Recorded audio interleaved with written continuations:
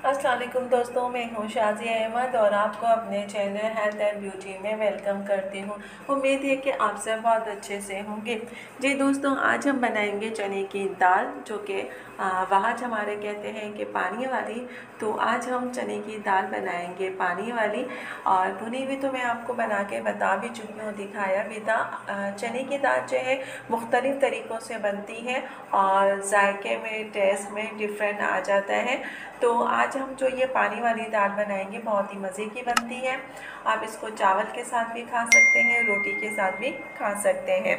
इसको बनाने के लिए कोई इतनी मुश्किल चीज़ों की ज़रूरत नहीं होती है। घर की जो चीज़ें किचन में मौजूद होती हैं, सिर्फ 2-3 मसाले से मैं आज इसको तैयार करूँगी और बहुत ही मज़े की ये तैयार हो जाएगी। इसको बनाने का तरीका भी आसान है। तो मेरी वीडियो को स्किप मत कीजिएगा, मुकम्मल देखिएगा। तो चलिए फिर वीडियो को स्टार्ट करते हैं। वीडियो स्टार्ट करने से पहले जल्दी से मेरे चैनल को सब्सक्राइब कर दीजिए और साथ ही लगे आइकॉन के बटन को प्रेस करें ताकि मेरी नई वीडियो की नोटिफिकेशन आप सबको पहले मिले। और वीडियो अच्छी लगे तो एक थम्स अप दें। Are you ready guys? तो चलिए वीडियो को स्टार्ट करते हैं। ये देखिए, ये मैंने आधा किलो के करीब चने की दाल ली है। इसको मैंने अभी ऐसे कर रही हूँ। अब मैं इसमें जो है जो मसाले डालूँगी वो मैं आपको बताऊँगी। इसको धो के मैं चढ़ाया है अभी, और अब मैं इसमें जो मसाले डाल रही हूँ वो मैं आपको बताती हूँ। ये देखिए, ये मैंने जो है 2 चम्मच के करीब जो कुटी मिर्च ली है, ठीक है। 1 चम्मच मैंने कुटा हुआ धनिया लिया है, और 1 चम्मच से कम जो है हल्दी ली है, और 1 ही चम्मच जो है मैंने लहसुन अदरक का पेस्ट लिया है। अभी देखिए, दाल में मैंने सारा ही मसाला मैंने डाल दिया है, और मैं इसको मैक्सिमम जो है, क्योंकि ये हमारी चने की दाल है, तो मैं इसको जो है 20 से 25 मिनट तक पकाऊंगी। क्योंकि इसको ये भीगी हुई दाल है, और पानी पड़ने के बाद जब चूल्हे में इसको चढ़ाते हैं तो ये वैसे ही टेंडर हो जाती है। तो इसको मैं 20 से 25 मिनट तक पकाऊंगी, और पकाने के बाद फिर आपको दिखाऊंगी कि ये दाल हमारी कैसी हो गई है।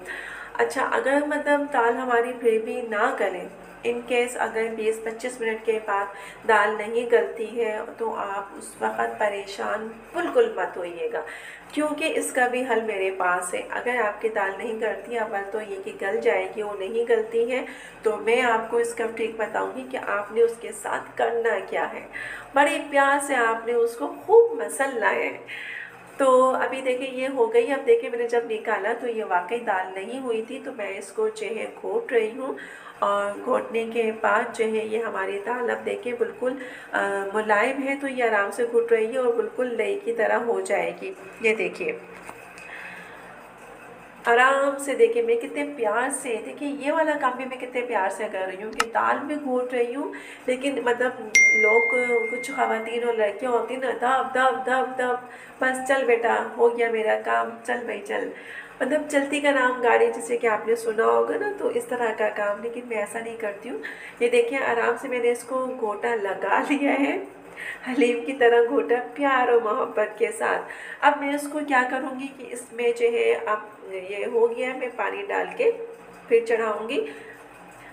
अभी मैंने देखिए भगार के लिए मैंने जो है ये सामान निकाला है, ज़ीरा है, और कड़ी पत्ता है, मिर्चें हैं, और एक मीडियम साइज़ की प्याज ली है। इन सब चीज़ों की मैं भगार लगाऊंगी। मिर्च देखिए, ये मेरी वही चल रही है अभी तक, जो कि मैंने ली थी, उसको मैंने सुखा लिया था।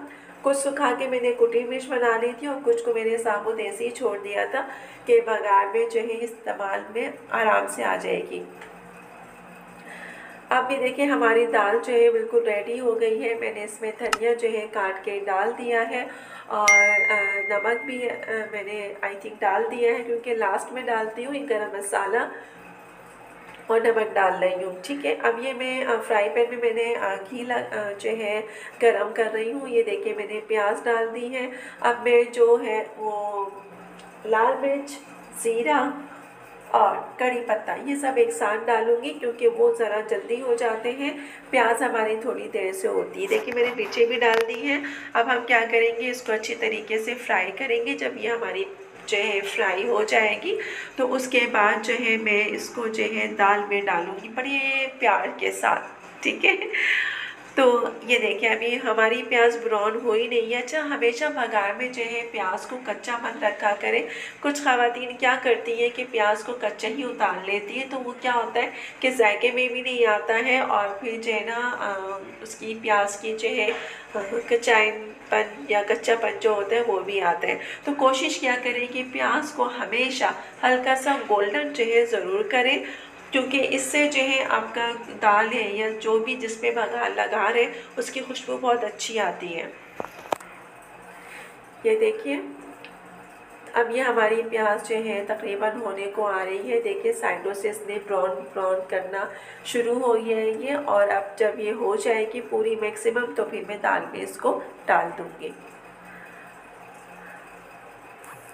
ये देखिए अब ये हमारी प्याज जो है रेडी हो गई। अब मैं इसको दाल में डालूँगी और दाल में डालने के बाद फिर मैं डिश में निकालूँगी और डिश में निकाल के आपको बताऊँगी कि हमारी दाल ये लग कैसी रही है।